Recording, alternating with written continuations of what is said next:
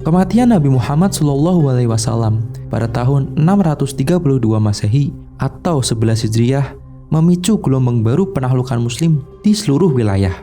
Khulafaur Rasyidin adalah kekhalifahan yang pertama melakukan penaklukan Islam di Timur Tengah dan Mediterania. Abu Bakar menjadi penerus kepemimpinan Nabi Muhammad SAW. Kaum Madinah memberikan gelar khalifah kepada 4 sahabat Nabi, yaitu Abu Bakar Asy-Syiddiq, Umar bin Khattab, Utsman bin Affan, dan Ali bin Abi Thalib. Pada masa kekhalifahan pertama, yaitu Abu Bakar, beberapa suku Arab yang tidak senang terlibat dengan perang Riddah atau perang kemurtadan dengan para khalifah. Banyak suku Arab yang melepaskan diri dari pasukan kaum Muslim setelah meninggalnya Nabi Muhammad SAW. Bahkan, beberapa pemimpin suku di Arab mengaku sebagai penerus Nabi, sehingga memicu konflik berkepanjangan. Peperangan dengan suku pemberontak di Arab dapat dengan mudah dimenangkan oleh pasukan Abu Bakar. Setelah mengkonsolidasikan kekuatan khalifah di semenanjung Arab, Khalifah Abu Bakar mulai fokus untuk menyebarkan agama Islam keluar. Pada akhir pemerintahan Abu Bakar, penaklukan Irak dan Suriah dimulai. Al-Muthana bin Harithah, seorang pemimpin suku Arab, memberikan keterangan tentang keberhasilan kaum Muslim dalam penaklukan wilayah Irak. Abu Bakar kemudian mengutus Khalid bin Walid sebagai komandan terbaik pasukan Muslim selama masa Nabi Muhammad SAW. Untuk memimpin pasukan Muslim dalam misi penaklukan Irak, Abu Bakar juga mengirim pasukan untuk menjalankan misi yang sama di Suriah yang dipimpin oleh Abu Ubaidah. Peperangan ringan yang awalnya terjadi menjadi peperangan yang besar dalam penaklukan Suriah, sehingga Abu Bakar meminta Khalid untuk mengubah rute ke Suriah saat pasukan Kekaisaran Bizantium mulai menyerang kaum Muslim.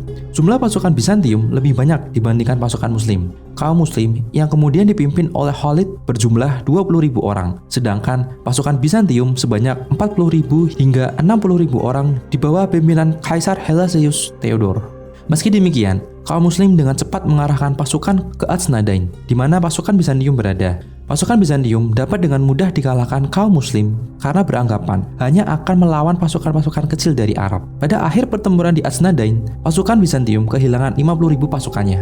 Beberapa bulan setelahnya, Abu Bakar dikabarkan meninggal, lalu kepemimpinan digantikan oleh Umar bin Khattab. Meskipun peran Khalid sangat besar dalam pertempuran dengan Bizantium, Umar memerintahkan Abu Ubaidah untuk menggantikan posisi Khalid sebagai komandan pasukan Muslim. Selain itu, Abu Ubaidah juga menjabat sebagai gubernur Suriah di wilayah yang ditaklukkan. Kaum Muslim juga memenangkan Damaskus di tahun yang sama, mengalahkan garnison Bizantium di Palestina pada tahun 635 Masehi dan merebut Emesa di tahun 636 Masehi. Mendapat kekalahan yang bertubi-tubi membuat kaum Bizantium murka dan bertekad untuk menghentikan ekspansi pasukan Muslim.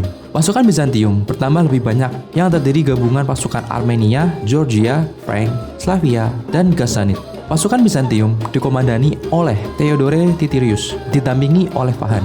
Pasukan Bizantium berjumlah 40.000 orang, sedangkan pasukan Muslim hanya berjumlah sekitar 20.000 hingga 25.000, yang terdiri dari gabungan pasukan untuk Kaisarea, Palestina, dan Yordania, serta beberapa bantuan pasukan tambahan dari Madinah. Abu Ubaidah yang merasa tidak mampu memimpin kaum Muslim menghadapi pasukan Bizantium, kemudian menyerahkan kembali pasukan Muslim untuk dipimpin oleh Khalid. Dengan cepat, Khalid memandu pasukan Muslim ke arah dataran tinggi di sebelah sungai Yarmouk, yang ia yakini merupakan posisi terbaik bagi pasukan Muslim.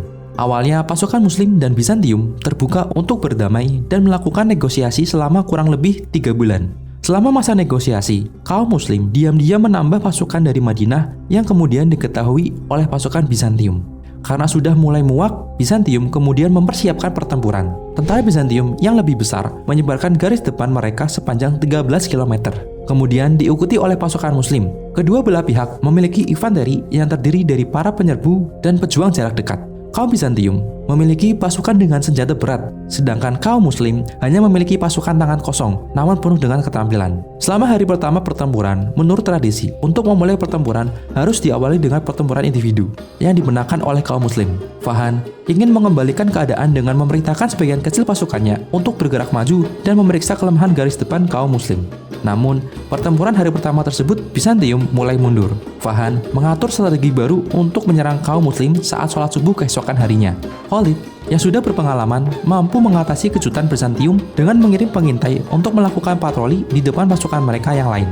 Ketika sudah mulai berpapasan, Fahan memerintah pasukannya untuk menyerang. Pada awal pertempuran Bizantium mulai mengalahkan kaum Muslim. pasukan Bizantium mendorong kaum muslim untuk kembali ke tenda. Pada hari kedua dan ketiga pertempuran, kaum Bizantium masih mendominasi serangan kepada kaum muslim. Namun, masih belum berhasil mengalahkan kaum muslim karena strategi Khalid yang mampu menahan serangan. Pada hari kelima, salah satu komando lapangan Armenia di pihak Bizantium mengajukan perdamaian. Abu Ubaidah pun memberikan saran untuk menerima tawaran damai kepada Khalid. Khalid yang memiliki pandangan lain pasca perdamaian menolak ajakan Bizantium dan kemudian memerintahkan pasukan muslim untuk bersiap melakukan serangan penuh pada hari berikutnya.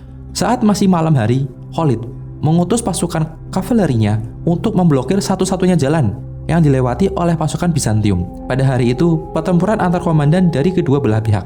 Kemenangan Abu Ubaidah atas Fahan dijadikan patokan pasukan muslim untuk mulai melakukan serangan penuh. Serangan kaum muslim yang cepat dan tepat itu memaksa pasukan Bizantium melarikan diri. Tanpa mereka sadari, pasukan kavaleri sudah menghadang jalan yang mereka lewati. Pada akhirnya, pasukan muslim menang atas kaum Bizantium.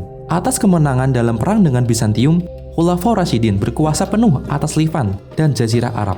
Tidak lama setelah itu, kota suci Yerusalem setuju untuk menyerah kepada khalifah pada tahun 637 Masehi setelah dijanjikan keselamatan oleh khalifah. Namun, terdapat kisah lain. Upaya Khalid dalam memenangkan peperangan ini tidak dihargai. Ketika kembali ke Arab dan menghadap Umar bin Khattab, Khalid dibebaskan dari semua tugas militer dan mengatakan bahwa hanya Allah lah yang mampu membawa kemenangan umat muslim, bukan taktik yang dilakukan Khalid. Meskipun merasa sakit hati atas perkataan Umar, Khalid tidak berniat membalasnya. Ia akhirnya memutuskan untuk pensiun dengan tenang. Sejak meninggalnya Nabi Muhammad SAW dan pensiunnya Khalid, kaum muslim telah menyebar kekuasaan dan agama Islam dari Madinah ke seluruh Jazirah Arab dan Syam. Meskipun hingga akhir, Umar bin Khattab masih menolak mengakui keberhasilan Khalid. Namun tanpa hasil dari kemenangan itu, kaum muslim tidak akan dengan cepat melakukan ekspansi wilayah di Timur Tengah dan sekitarnya.